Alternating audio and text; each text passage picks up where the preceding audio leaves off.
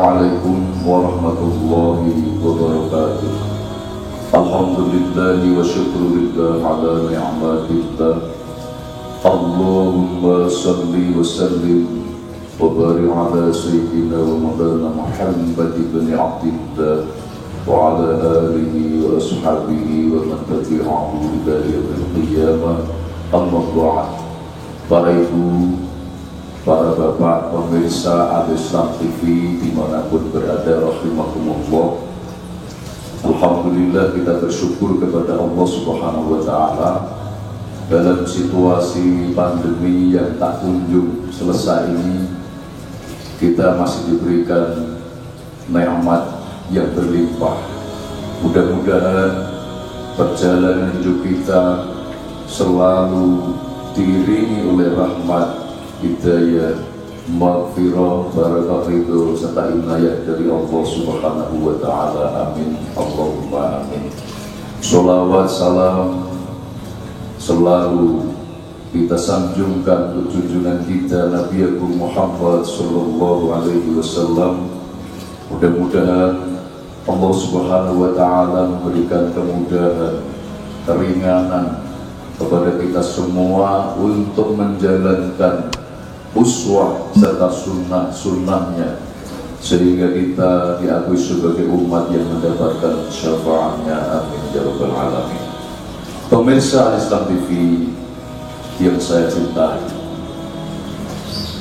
untuk menghadapi serta menyikapi situasi dan kondisi saat ini yang jelas sesuai dengan konsep Al-Quran, harus ada keyakinan yang kuat, yang kokoh di hati kita bahwa apapun yang terjadi dalam hidup dan kehidupan, semua sudah diskenario oleh Allah Subhanahu wa Ta'ala sebelum terjadi atau sebelum menjadi sunnatullah atau kenyataan di muka bumi ini.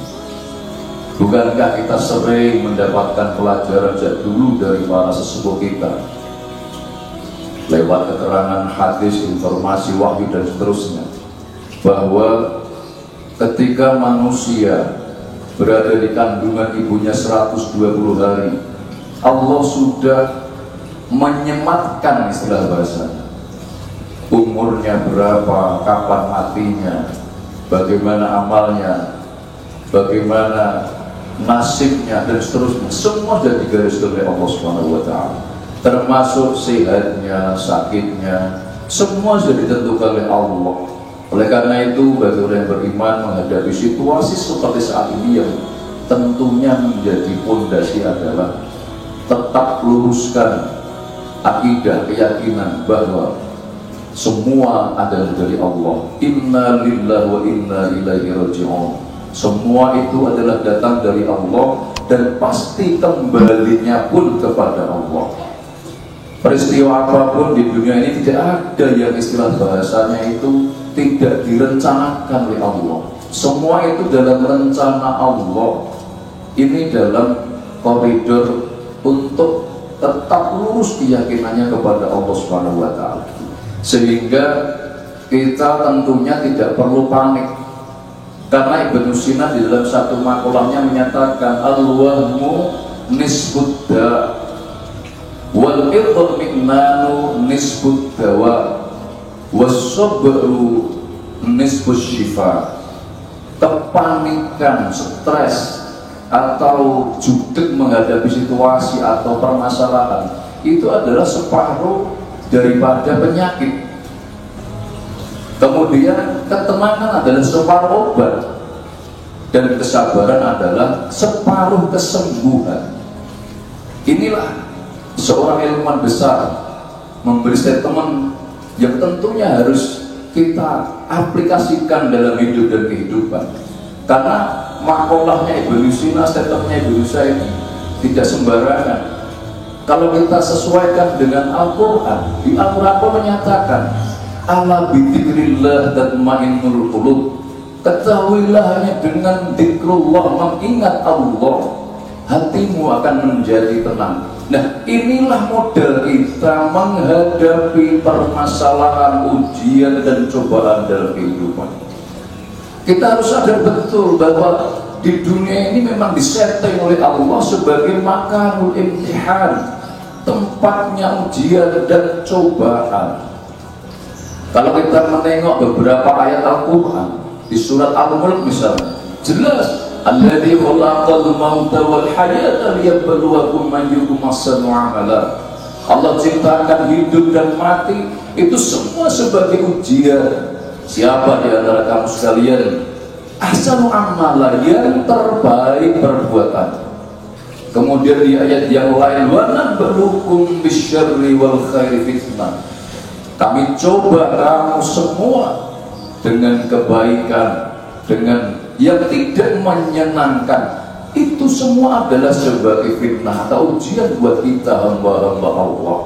Oleh karena itu sekali lagi, menghadapi situasi dan kondisi seperti yang kita rasakan saat ini, di mana-mana lagi geger corona dan seterusnya, yang jelas kita harus kembali meluruskan, mengokohkan keyakinan kita bahwa yang Maha Kuasa menata kehidupan ini tidak lain adalah Allah Subhanahu wa Ta'ala.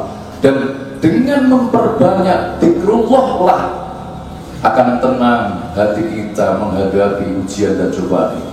Dan ketenangan adalah modal untuk mendapatkan kesembuhan, mendapatkan solusi dari Allah Subhanahu wa Ta'ala. Tentu untuk membuat hati kita tentram dan zikir ini membutuhkan proses juga. Tidak asal-asal ngomong Allah atau la ilaha illallah terus tenang, tidak mungkin.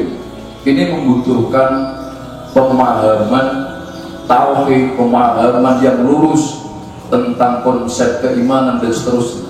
Di antaranya adalah kita harus memahami rukun iman yang 6. Dan di antara rukun iman yang 6 itu yang pokok adalah iman kepada Allah Subhanahu wa Ta'ala. Allah itu Maha Kuasa.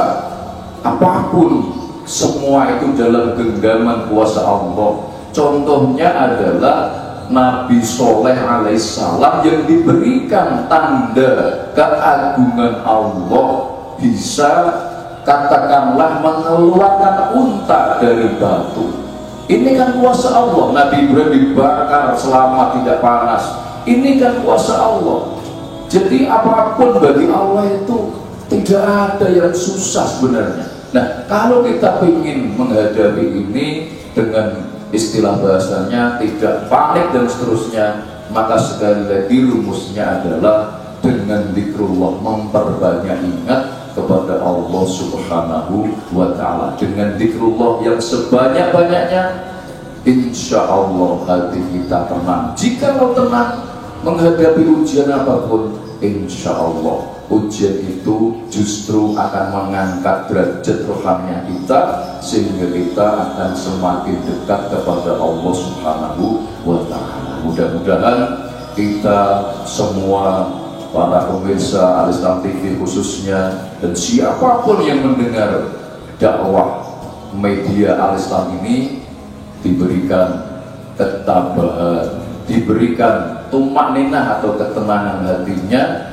sehingga apapun yang dialami ia akan tetap lurus pandangannya kepada Allah Subhanahu wa Ta'ala.